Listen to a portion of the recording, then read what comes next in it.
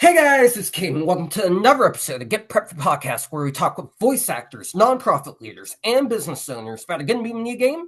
Get prepped. Today we have an extremely amazing individual with us. He's a voice actor that came on just recently. He's the owner of Maus Haus Productions, and he was in a movie called Sugarcane a while back. He is Michael Mao. Thanks for coming on, Mike. Oh, thanks for having me, Caden. I appreciate it.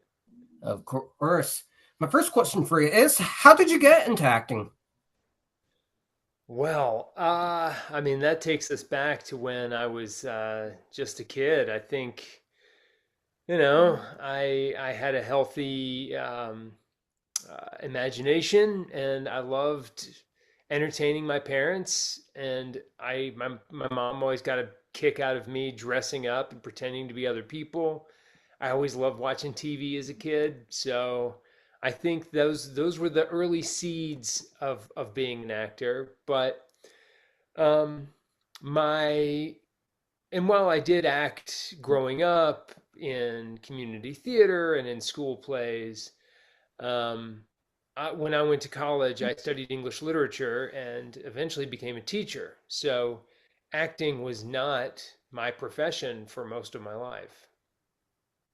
Oh, I didn't know that. What did you teach?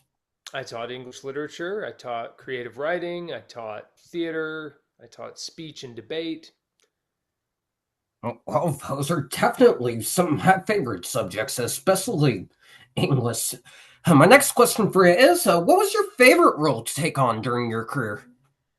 Oh boy. Well, I hope that my favorite role is yet to come. Um, actually, I think one of my all-time favorites has to be a voiceover role that I do in the sci-fi podcast Derelict. I play Special Agent Blaine.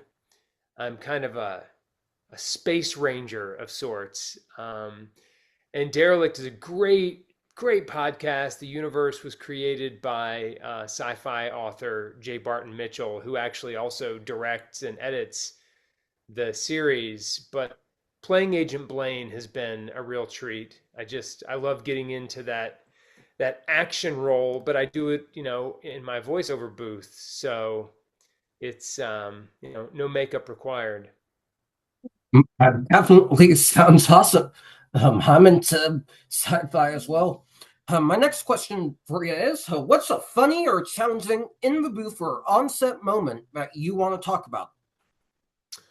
Well, yeah, let's take it back to Derelict actually. So, yeah, as I said, it's a sci-fi podcast, but it's action packed. And in order to really convey that action with just audio, of course, there's sound effects, but you know, the actors have to be running and jumping and falling and drowning even. And so in my booth, if I had a camera set up, you would see me like grabbing onto things and throwing myself against the wall and pouring water on my face and all kinds of different tricks to make it feel like I'm in that moment. And we have a great time doing that. That definitely sounds fun. My next question for you is, what's something you've learned throughout the course of your acting and producing career that you wish you knew when you first started? Patience, probably. Now I am lucky, sort of, in that I didn't really start. I didn't become a full-time actor producer until I was in my 40s. So I had a lifetime of experiences, but still, when you start later in life, you want to be farther along because you've experienced a lot of success in other careers, and you feel like you're owed something as a full-grown adult in an industry. And but I learned over the years that in film and TV, the time, it's time is glacial. It is very slow, and something that you start to take interest in might not come to fruition for years. And to be able to stick to something, not just over weeks or months, but over a period of years and still have that same energy and love for it, that's a real, it's a steep learning curve, and it's a real trick. So, any young actors, even young actors in their 40s, I would say you have got to have a lot of patience and almost an unhealthy level of delusion that you can make it in this industry, because most people don't. I like that. I'm the same way. I've been looking for a job for months now, and I started off with a sense of entitlement because I've done a lot of freelance work, talked with a lot of great people, many of which look great on resumes. Oh, I thought these companies would be idiotic to reject me, but the more I applied, the more I realized that there's always going to be someone better than me. Yeah, and maybe not even someone better, but someone who they feel fits their project.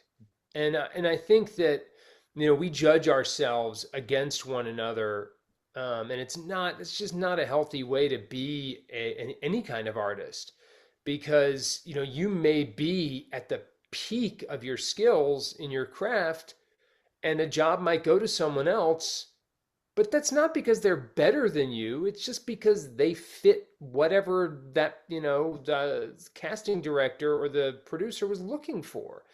And we tend to then take that as, oh man, it was a rejection.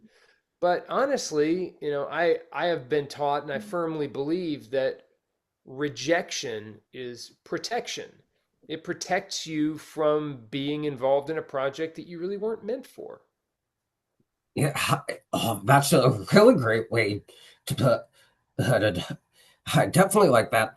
My last question for you is, if you could take on any voice role, past or present, who would it be and why? Oh boy.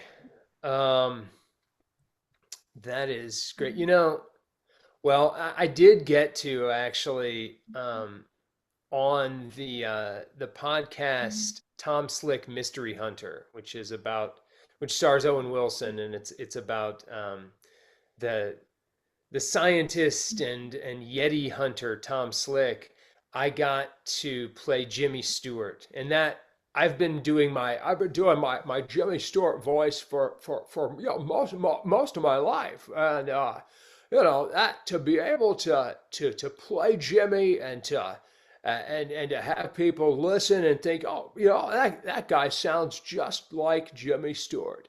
That that was a real treat. But also, and I don't know that I'll ever get hired to play Gollum or Schmeagol, but I've always wanted to play. And as a the dirty hobbit says, oh, my precious. Spot on. Maybe they'll make a live action Lord of the Rings trilogy reboot with you as Gollum. there you go. That's my hope. Yeah, we'll see. Anyways, that's going to do it for this episode, guys. Thanks so much to Michael for coming on and sharing his story. If you guys want to see more amazing interviews with those involved in Get Prep, be sure to like, comment, and subscribe to the Get Prep channel. And to learn more about the game, scan the QR code here. Thank you so much for watching, and we'll see you in the next one. All right.